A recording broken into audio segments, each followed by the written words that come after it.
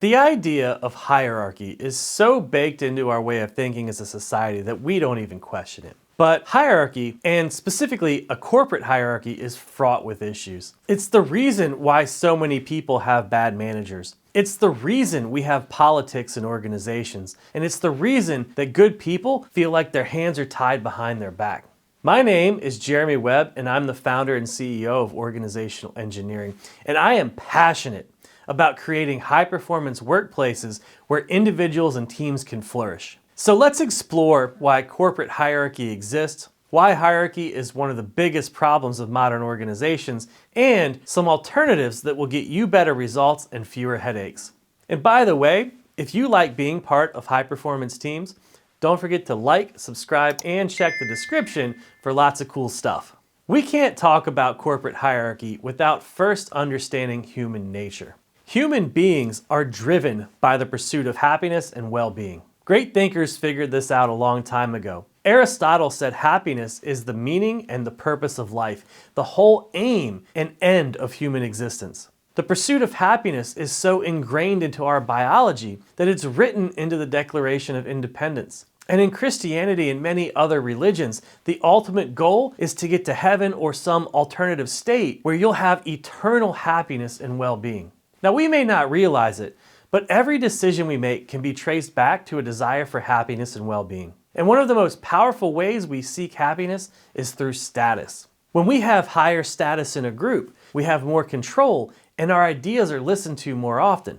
Now, that status and importance feels good on its own, but the control that we gain from it also allows us to improve our material well-being.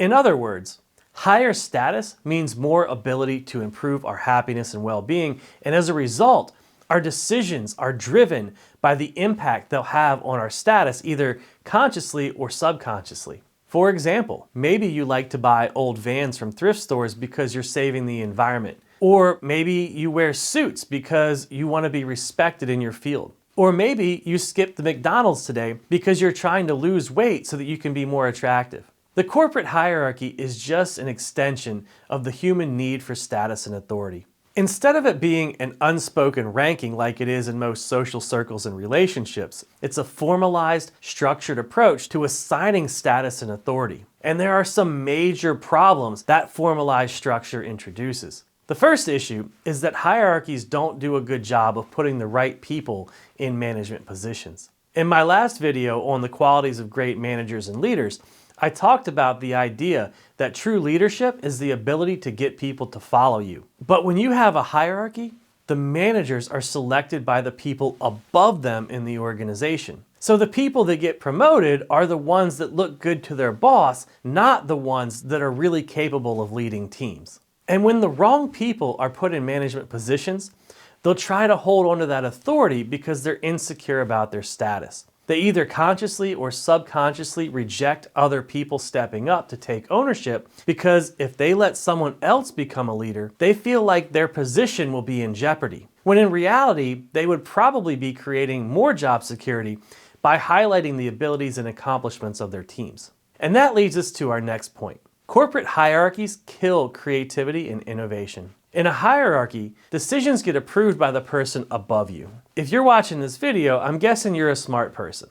And I'm also guessing that you've probably had your fair share of ideas that have been shot down by your manager. They may have been amazing ideas that you were really passionate about. Maybe they could have made a huge impact for the company. But if your manager doesn't understand those ideas because they aren't the right person for the position, or if they're threatened by your abilities, you probably got shot down over and over. And even if managers like this do understand your ideas and are willing to move forward with them, the approval process can make you feel like a circus animal with all the hoops you have to jump through. So after a while, you start to lose your energy, and eventually you just start phoning it in, which isn't good for anyone. Now, this aspect of corporate hierarchy is a huge part of the reason that employee engagement metrics are consistently around 30%, especially in knowledge work. And that costs companies an average of $3,400 per year for every $10,000 of salary, according to Gallup. Now, the fourth issue on our list is that corporate hierarchy causes silos. Silos are something that you're probably already familiar with. A manager is put in charge of a specialty and is given a specific set of goals for their department. In theory, those goals should align with the rest of the organization, and everything should blend together like chocolate and peanut butter. But in practice, the goals of the department end up conflicting, and you end up with something more like toothpaste and orange juice.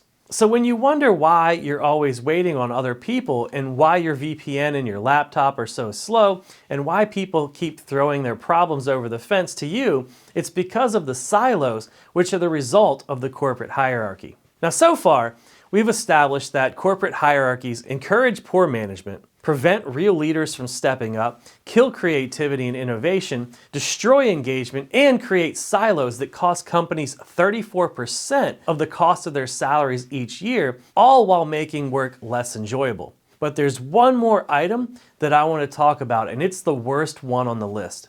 When people work in hierarchy, it opens the door for them to do things with the excuse of just following orders. You might be familiar with the experiments by Stanley Milgram, where he tested to see if he could get ordinary people to hurt other people by giving them orders. In the experiment, an authority figure would tell the subject to push a button and shock someone. The other person wasn't actually being shocked, but they would pretend they were, and they would scream in pain and complain about heart issues until they eventually just stopped responding. The crazy part is that 65% of the people giving the shocks carried out the full experiment and continued delivering the shocks even after the person they were supposedly shocking went silent.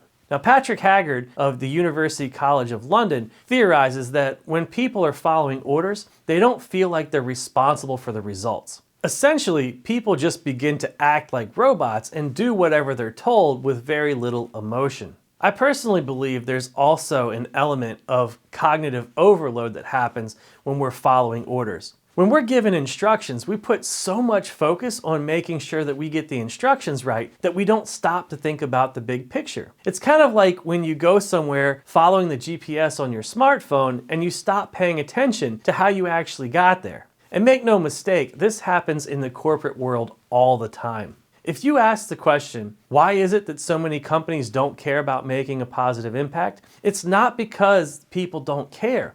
It's because people lose sight of the forest through the trees when operating in a corporate hierarchy. Now, this lack of personal responsibility alone is reason enough to look for alternatives to corporate hierarchy, and there are still a lot of problems that we haven't even touched yet. And that's why I'm a huge proponent of self-organization and limited management, which I call minimalist management. But before we jump into some alternative options that you can try with your teams, don't forget to like and subscribe, and if you have any other challenges that you'd like to share, drop them in the comments. So what are the alternatives to a corporate hierarchy? One of the most talked about options these days is to create a flat organizational structure and design. Flat organizational structures don't eliminate the corporate hierarchy, but they do reduce some of the impacts. Instead of having 5 to 7 layers, each adding another potential challenge, you may have 3 layers. Now, flattening the organization is better than nothing, but to do that, you generally have to be the CEO or a top-level executive, and it still doesn't solve all of the problems, since a flat organization could still be a siloed organization. Now, if you don't have the support of the CEO and the executive team yet, you can look for other managers with similar mindsets and create some cross-functional teams of your own. Instead of trying to change the org chart, create a team or two that's made up of people from multiple functional areas. Give them a clear common goal and work together with the other managers to minimize the conflicts. Now, this sort of matrixed organization approach isn't perfect, but we use it in the Agile world all the time when we create Scrum teams and organizations aren't willing to let go of their hierarchy.